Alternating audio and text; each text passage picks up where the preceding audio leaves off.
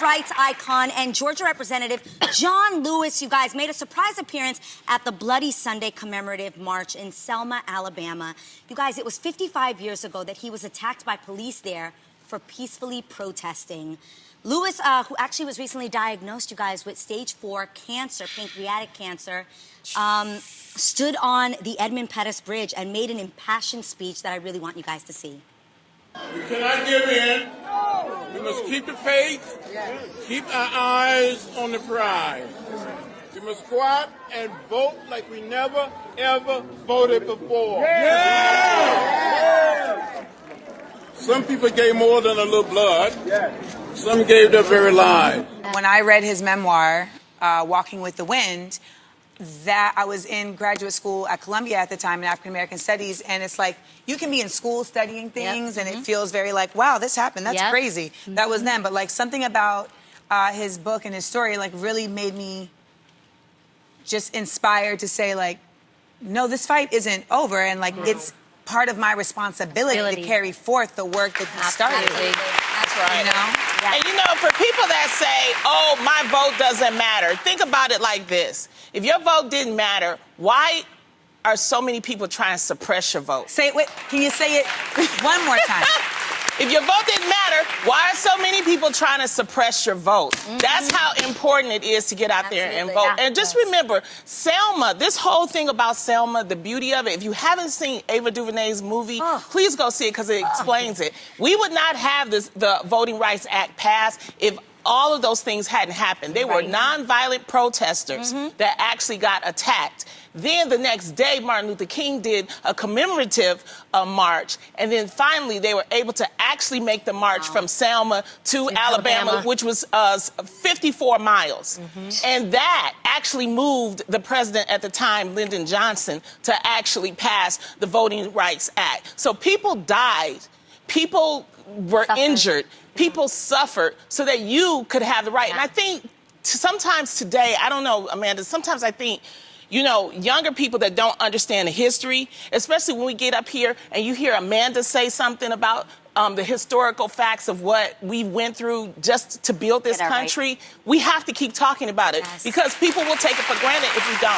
It feels like so long ago. Like you know, like it's a black and white. That's the crazy thing. It was not even long ago. He's living. Like it's a black and white picture. Literally so you yesterday. think like, oh, but you know, the thing about it is that John Lewis, when all this was happening, he was what, maybe 19, 20? He was like 20. You know, and that's what a lot of people don't understand. Like Martin Luther King had become the face of the movement, but it is the young people who led the movement. Young people lead us every time.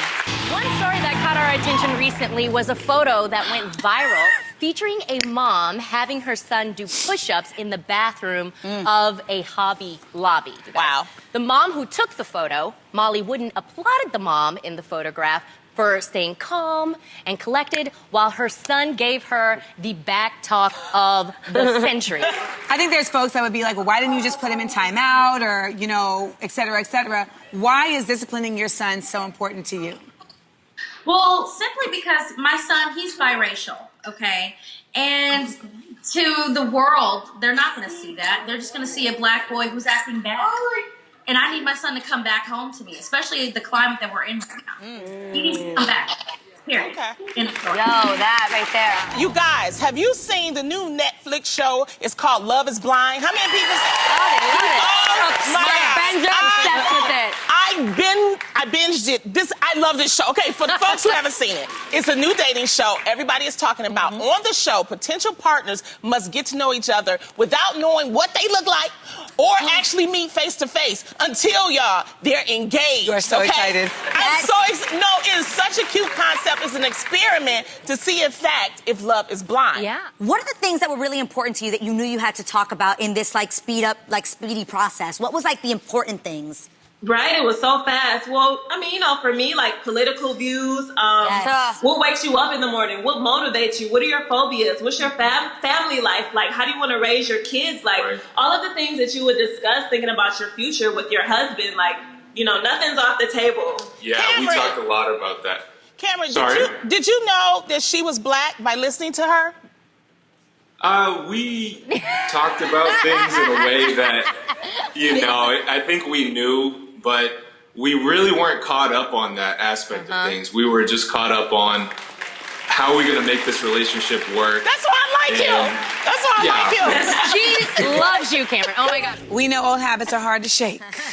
And some trends you just have to try. But real fam, the key to life is knowing when to bow out. Or better yet, say it with me. Tap out! Okay, fam, I know I'm not alone on this one. Every hour on the hour, I get a minimum one call from an unknown number, and it's those darn robocalls. Oh, I hate them. Wasting my anytime minutes, yo. I am so tired of getting calls that are either trying to sell me something or scam me, whether it's the IRS or the electric company. I just don't need random people taking up my time or potentially taking my money. Facts. These companies target the elderly and other unsuspecting victims that often fall for it. They have people even believing that they need to give out their personal information. And the next thing they know, their bank accounts are cleared out. It's not cool, and the people behind these robocalls should be ashamed. Yes. I'm tired of tapping end call or decline on my phone. I just want them to stop altogether. If you agree, say it with me, fam. Boom! Graphic. Next guest started on Broadway, but now his talents have landed him on one of the hottest shows on television. He's growing up before our eyes. We can't wait to see him. Please welcome Niles Fitch. This Is Us co-stars Justin Hartley and Milo Ventimiglia have both directed episodes. Yeah. So do you ever get advice from them? Because they are incredible. They're awesome. Yeah, they're awesome. Yes. Speaking of Mr. Milo, I mean, you guys, like you said, spent some time together on set. Is there anything about him that you have learned that we don't know? He's really funny.